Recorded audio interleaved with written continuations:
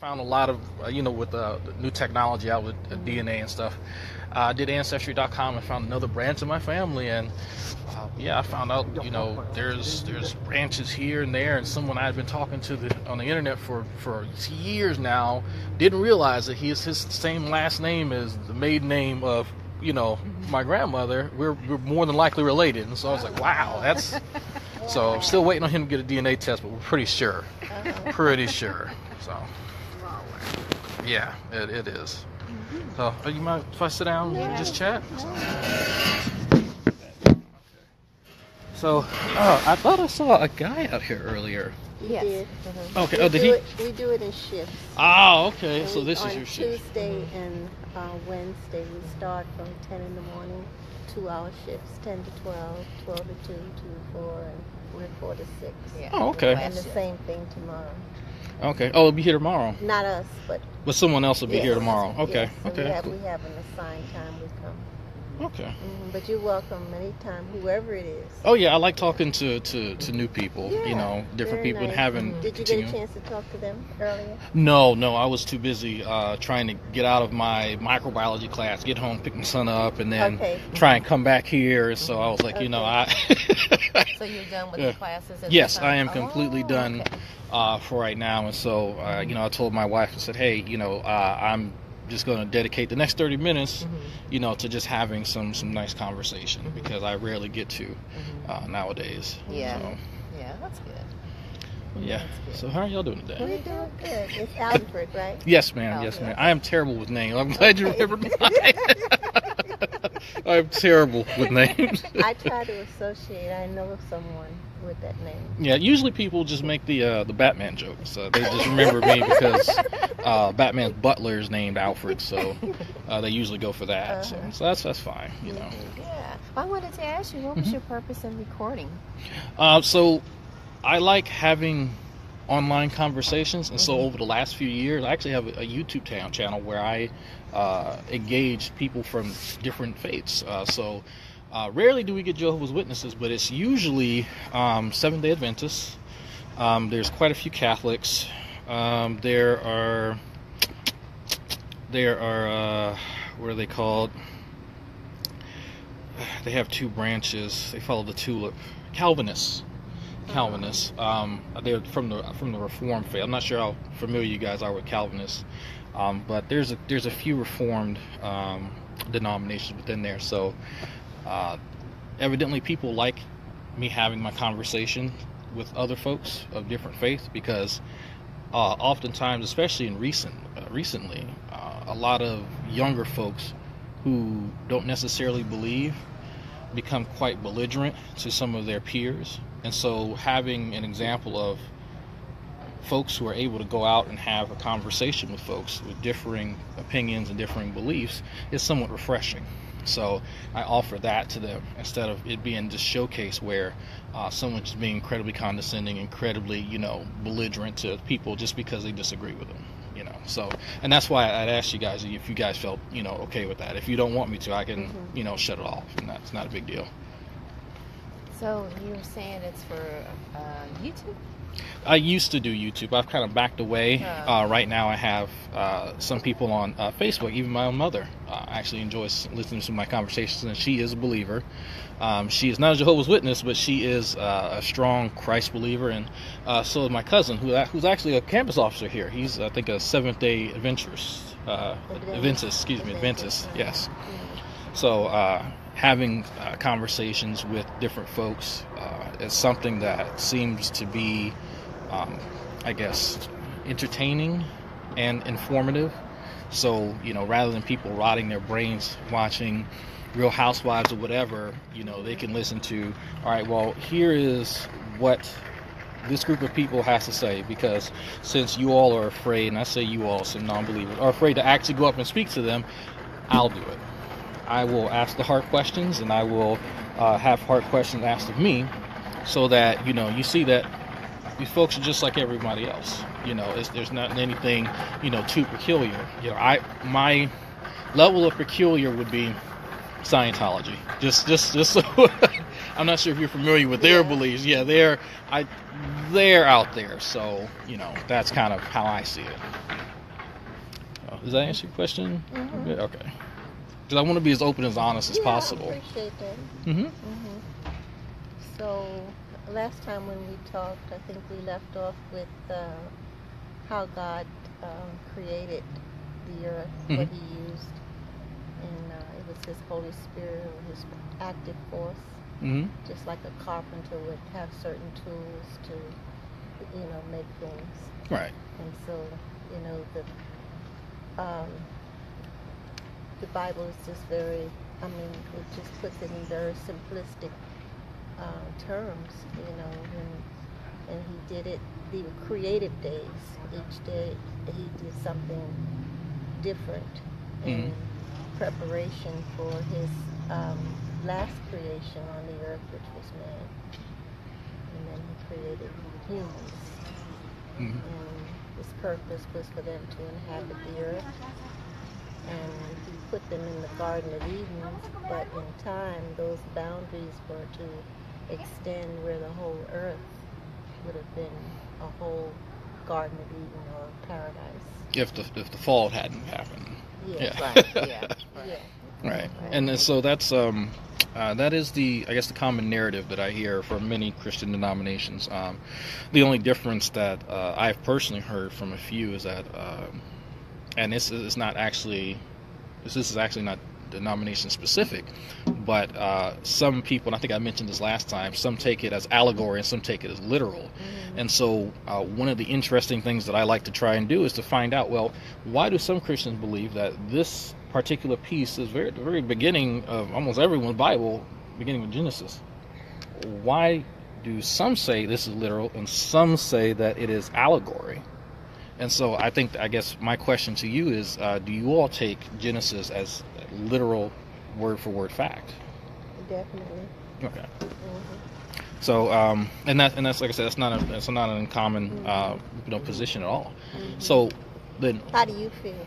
For me, I feel that for ancient people, from several centuries ago, this is how they viewed creation, just like any other creation story that you may hear from any other religion. It has its supernatural elements to it, and it has its, motivations for why this is like this and why this particular mechanism caused this. One that I'm remembering right offhand is of an African tradition where I believe the deity's name is Bumba, actually vomited everything out. And that is why we have so much and so many different things. And so it's kind of a macabre, kind of depiction of how things came to be. But there is some semblance of, well, these people had limited knowledge and limited technology compared to what we have now. And this is how they figured things came to be. When you said vomiting things out, you mean like... He literally vomited out planets and stars and elements. Like a type of god? Yes, this particular African, I want to say its name is Bumba, but yeah, it existed and outside of what is known to be the universe, and it had vomited out the earth and everything else, supposedly. I have never actually heard that before. Yeah, the African mythology is very interesting. There's very, very, very interesting characters there. But yeah, it's like I said, I just have an interest in studying different types of beliefs, because for me, I kind of put them all on the same plane. Well, except Scientology, but most of the other ones I kind of put on the same playing field as far as how they believe the universe started. And so, well, what makes the Christian version of creation any different from an African tradition, or any different from, let's say, the Egyptian creation story? And I think I mentioned to you before how the organization, and how you can see there's intelligent design? Yeah, design behind things that are being made to let you know that it had to be an intelligent person or intelligent being to design these different things. Like it wouldn't just happen there's a purpose for it. There's a reason why things are designed, why they were made, and other than just being, like you were saying, some believers being just vomited out. Right. You know, there's some thought and some process behind it. There's a purpose behind it, and that we have a purpose. Yeah. When we were created. I think you showed a video too last time relating to the creation and the intelligent design aspect of it. Design, right. Yes, and I think we had spoke about the equation. Not the equation of Fibonacci numbers. Yeah, I think that was kind of the gist of that video, if I'm not mistaken. It's been a week ago, but I want to say that was the gist of it. Yeah. Yeah, the intelligent design is one of the kind of, I guess, recurring arguments that I hear, and almost from any denomination, it seems to be kind of a go-to. And even my own mother, at one point, used her own, I guess, layman theologian version of it, and while it wasn't refined, it still retained a lot of the same talking points that any other intelligent design proponent would offer. Is that there exists things of and I'll put this in air quotes, complexity, and so since things of complexity exist, therefore something must have something with a mind must have created that complexity. And so one of the questions that I love to ask is, what metric does one use to determine what something is complex rather than something that is simple?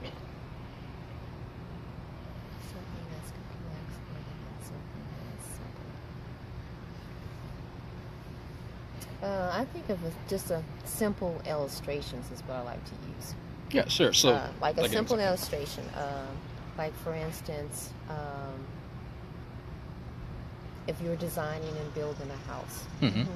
When you design and you build a house, you design it with, like I said, purpose in mind. Mm-hmm. You think about the structural part of it, how it's going to work and not work, or who's going to live in that house. Right, what it's made of. Yeah, what it's made of and all those different things. Mm-hmm. And so it's the same thing with the earth. When it was made with a purpose for man to live on. Mm-hmm. Because, you don't see any other, no one from Mars coming to live here.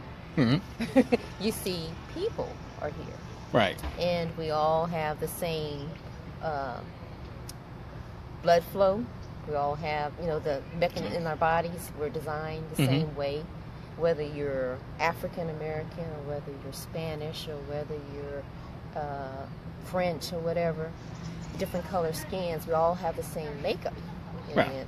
We're both genetically almost identical, right? Yeah. I completely agree. Yeah, so we have all those. So that's the simple part of it, is that there must be something behind us all being the same, even though we have different skin colors.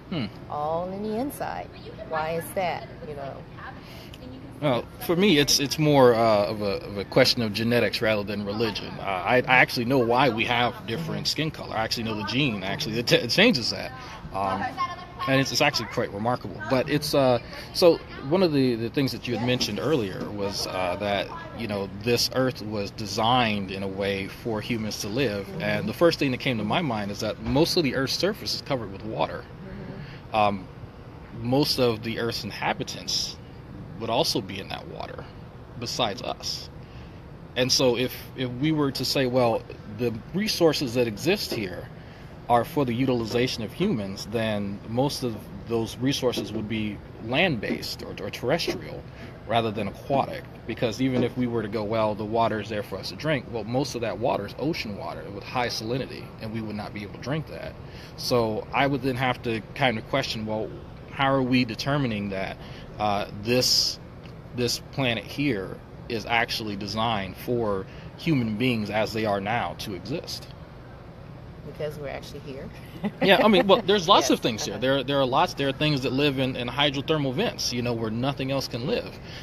The fact that these things live there isn't really a testament to the area being designed for them, but rather than that they have adapted over millions of years of evolution to live in those conditions. Another thing to think about too is that the earth contains much more water now than in the beginning, and that was because of the flood. that came about in the days of Noah. From the fonts of the deep, I think has referenced. Yeah, that's I've spoken to someone who has a very interesting perspective on the flood. And I've spoken to other Christians as well, and they believe that is more of a local flood that people have then kind of translated to being global in respect to where they were. But well, interesting. Yeah. Almost every civilization of mankind, they have records of flood. Yeah, that occurred in Noah's day. Yeah, I think there are neighboring regions that told of a flood. Mm-hmm. But one of the things that people were looking for was a concordance of information. If people, let's say, over in Mongolia also had the same type of historical record, mm-hmm. that there was a global flood at this time, that would have to then coincide with what was happening biblically. And even if we don't have a record for that, well, there not being a record, okay, it might have been destroyed. That's also a possibility. So for me, I like to look for geological evidence. What geological evidence actually exists that the entire Earth was covered with water at some point? Because that would leave a significant sign in the sediment and in different layers. I guess we need to ask you, how do you feel about the Bible? How do I feel about the Bible? I think it's a wonderful compilation of mm-hmm. books from centuries ago. Mm-hmm. I look at it as any other piece of literature. I don't attach any type of supernatural aspects to it, mm-hmm. Other than this is how certain people believe the world to operate at a certain time period, and that some of the characters and some of the events are actually depictions of things that may have happened in the past. So do you view it as the inspired Word of God? No, I do not. I would have to first presume a God to exist before I'd say that it would be that. Mm-hmm. Oh, let me grab something right here from the magazine. Oh, sure. Okay. And while she's looking for that, I was mm-hmm. a scripture, and we were talking about like a house having a designer, mm-hmm. in Hebrews chapter 3 and verses. Let me come over there. Yeah. Okay. This is Hebrews chapter 3 and 4, where it says, "For he is counted worthy of more glory than Moses, since the one who constructs a house has more honor than the house itself. Of course, every house is constructed by someone, but the one who constructed all things is God."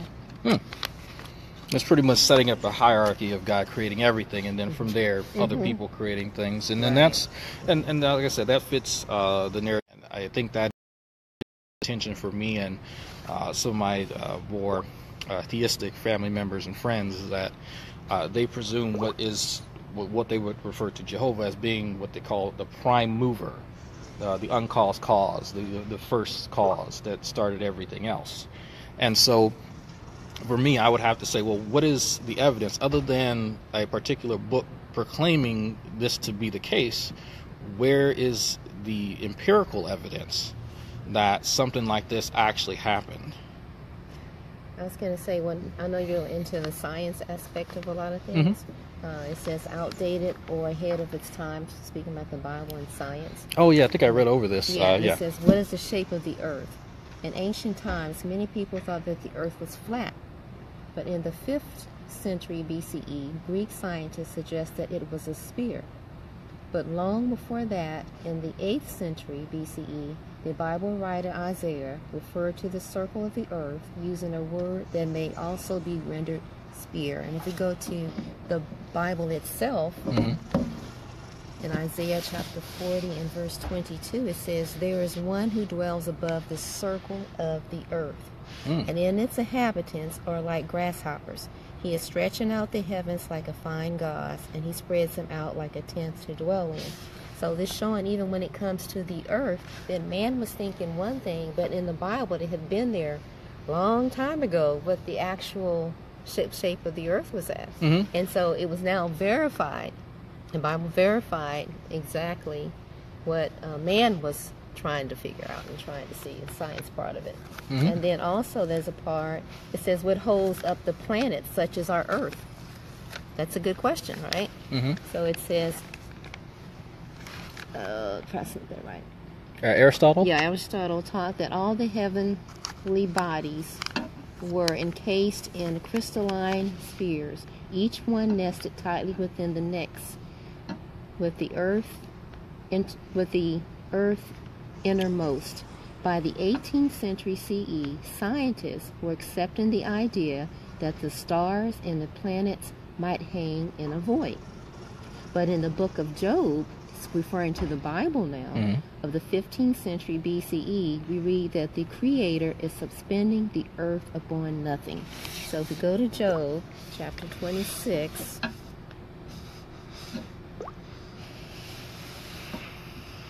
You already have it up? Okay. What Okay. verse is it? Okay, and that's verse 7. There it is. Yep. Let's see what the Bible has to say about that. Hanging in the earth. Yeah, let's see. He stretches out the northern sky over empty space, spinning the earth upon nothing. Oh. Upon nothing. So it's Bible's answering the questions that man, a scientist, is trying to figure out. It's been in the Bible there a long, long time ago. Right. That was there. And so that shows you then you say you're looking for people looking for some proof of things. And this is verifying that the Bible is accurate and that it's true. Well, yeah, it's accurate and definitely some of the claims that is made. There is a particular, actually funny verse, I can't remember where exactly, but it talks about breeding certain types of sheep in front of a particular plant in order to get it to have stripes. And I'm not trying to remember exactly what it is, but it's referring to different breeding techniques. And we know now that breeding animals in front of any type of plant life has nothing to do with the traits that it will observe. So I definitely agree that there are plenty of holy books that depict accurate events. And so even the Quran, someone pointed out to me that they understood the shape of a zygote because it resembled chewing gum or cud or something of that nature. And I said, well, that is pretty remarkable. There are plenty of ways, especially ancient Greeks, for their knowledge in math. They would have definitely known this shape using mathematics. The fact that it's in the Bible is not really remarkable, because during that time, Koine Greek, Aramaic, people were speaking these different languages and sharing information. In order for them to speak those languages, they would have had to learn the same things. It is validated. But on that note, though, we do have to parking again. Oh, okay. I'm gonna keep you ladies. I apologize. But and you have a wonderful evening. Oh, I appreciate it. What is your name? I'm sorry. Jerry. Yes. And Loretta. Okay. Loretta. Jerry. Okay. I'm try my hardest to remember. I tell you, That's okay. I'm so bad with names. Yeah, Thank you for talking to me again. Sure. And you said someone will be here tomorrow? Yes.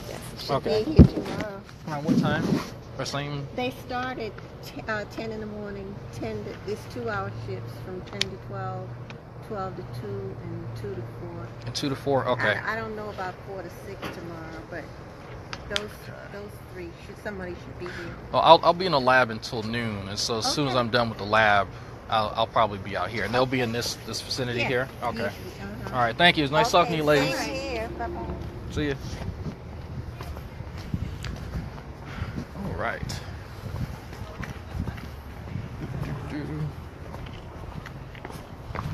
Okay. Find my car. Who's watching me? There's a lot of people. A lot of people watch. Okay, there we go. Not sure how many people. What's going on, folks?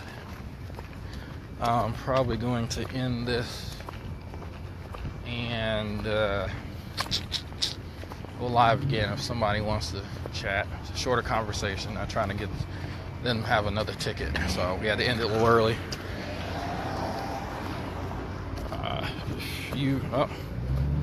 Let's see.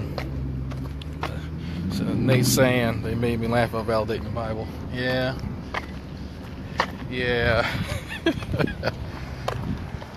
I love it. It was definitely an interesting conversation. You know what? I'm shocked they remembered my name, because I am terrible at names. Terrible. I feel bad too, because they remember my name.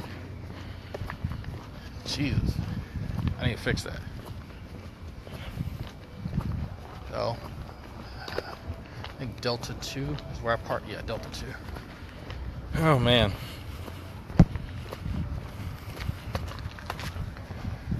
Oh. Yeah, it was a brief conversation, but kind of had a feeling we were going to circle back to intelligent design.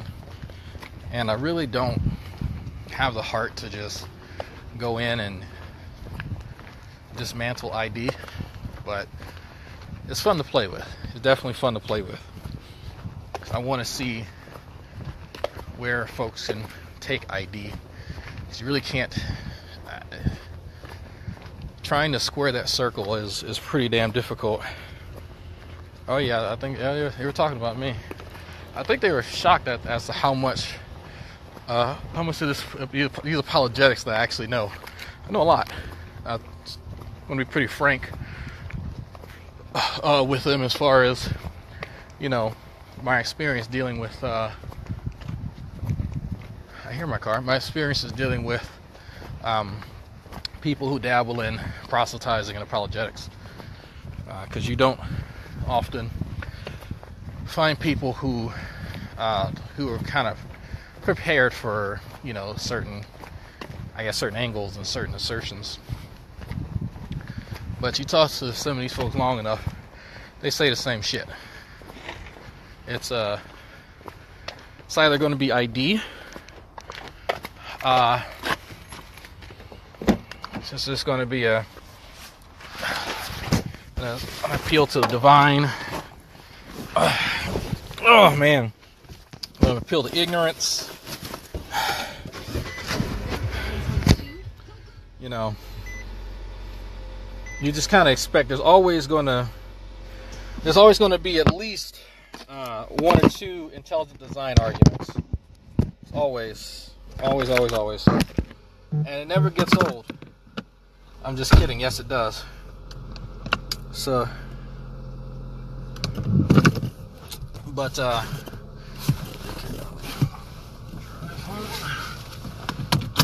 so I'm not going to be looking at the chat. I'm just driving.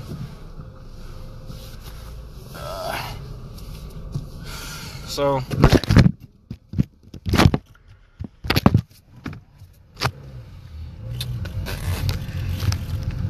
Okay. Well, part of me was a bit shocked that they wanted to go back to intelligent design, because I guess for me it's one of the weaker arguments a Christian can make, and I've heard almost every version of every which way someone, you know, tries to refine the ID argument. And oh, look, complexity. Oh, you know, this is the problem overall with intelligent design is that it relies on an assumption that is really, really kicking its own ass. And that if you're trying to compare like things, they have to be like. That's kind of the problem, you know. Like dissolves like, say in chemistry. You know, things that are analogous have to be analogous. You can't just say, well, this tree and this fucking grapefruit, you know, are alike because they're both plants. Well, they are, but they're not analogous in whatever you're trying to describe, other than them sharing that same, you know, quality that, you know, makes them what they are on a base level, on an overall scale, on a broad scale, I should say.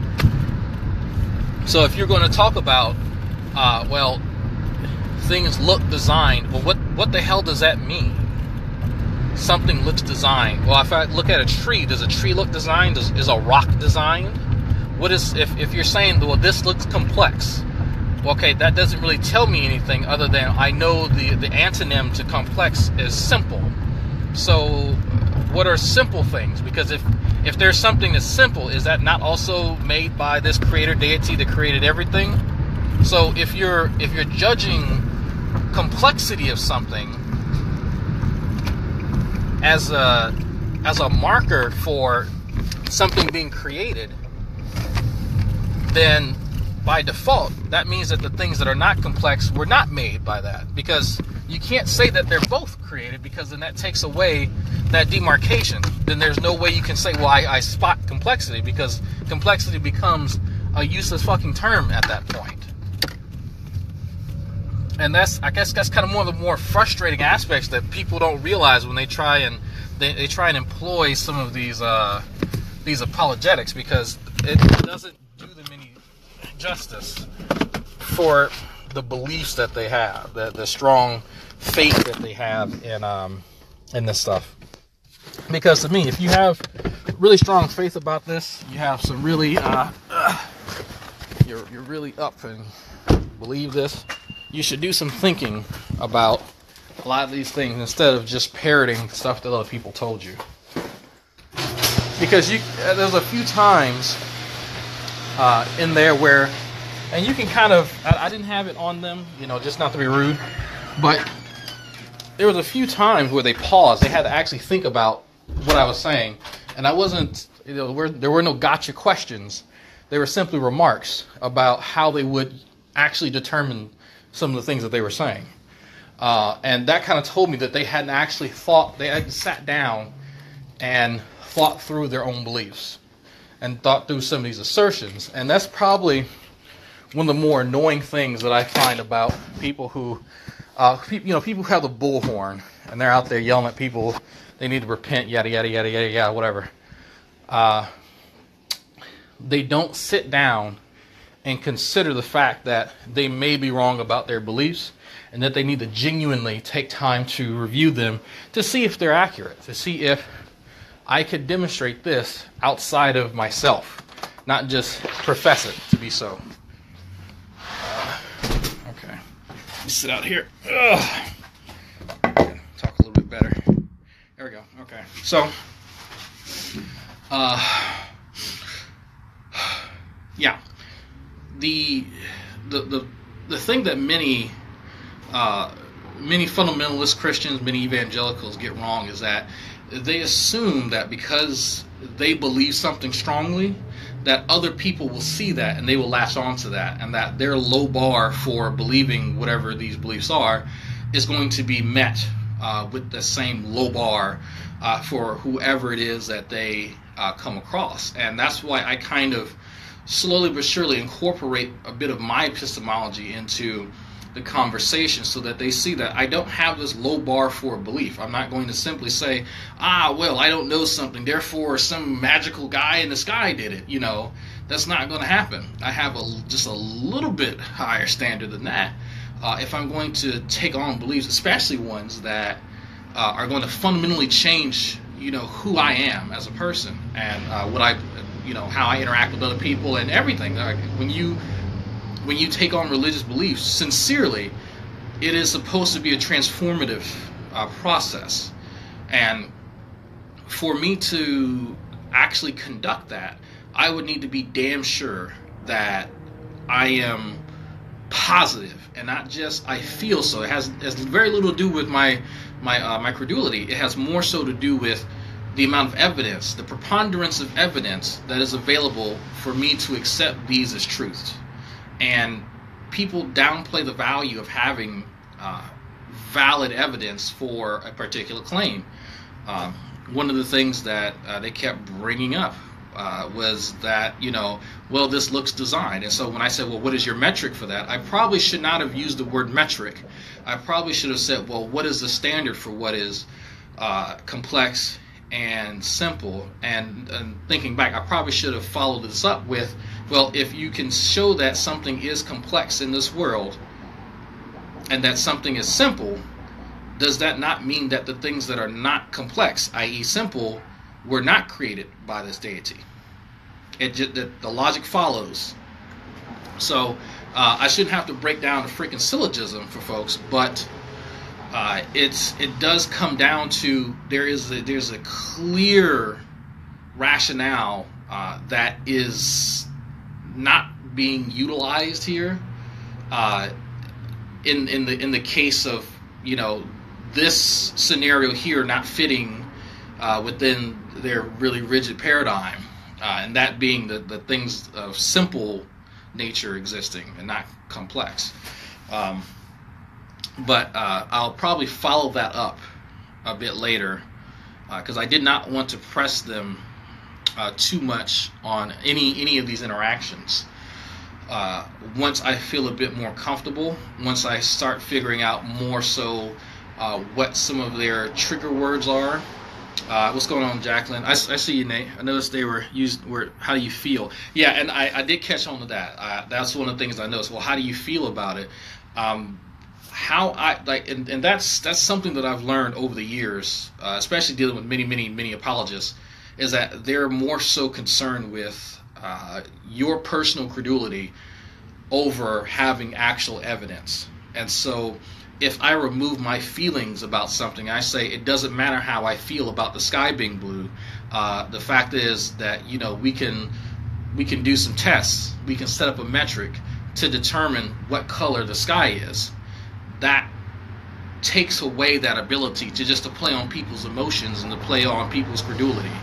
And that's one of the games that a lot of apologists like to play with people, because they want to, well, some of them at least want to have, oh, you have this God-shaped hole in your heart, and you need to fill it with God. Our particular one from our denomination, of course, but you know, that's one of the fun things that some of them like to do.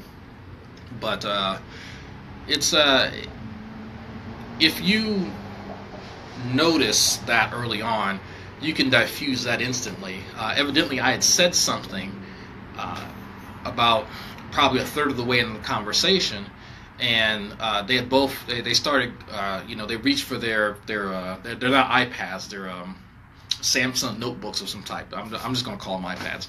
They reached for their iPads, and they were searching for Bible verses. So I'm not sure what I had said. I'm probably going to have to. I kind of kicked myself in the ass for not having it on, me, or having it on them, because I can usually tell body language when something happens. But I'm about a third of the way in, they reached for it, and that's when the whole thing about the house got brought up, and Job and whatever that was. So if someone can figure out what I fucking said to trigger that, please let me know, because I would like to not necessarily implant that to the next conversation and each successive conversation, but I would like to just kind of test or find what these pool of words are that will trigger certain lines of apologetics, because it seems more scripted on their end. They're looking for things in my responses to kind of latch onto, and then just to pull out these kind of canned responses, for whatever it is that they think that they're going to, find an opening in. And the problem with that is that I am fairly careful about what I say. And that's why I take an enormous amount of time to preface a statement and add whatever caveats I need to add, because I have seen over the years how people have taken, certain statements that people have made, and they take it in the left field. So after being around that for years, I am a bit more careful now, even though I have no problem saying that's, the nuance here is missed, or the context was changed, or what have you. So on that note, I'm going to go ahead and I'm going to end this, because I realize that it's not like YouTube. You can't rewind this or scrub the video and go watch it from the beginning. So if you're now just tuning in, sorry you missed it.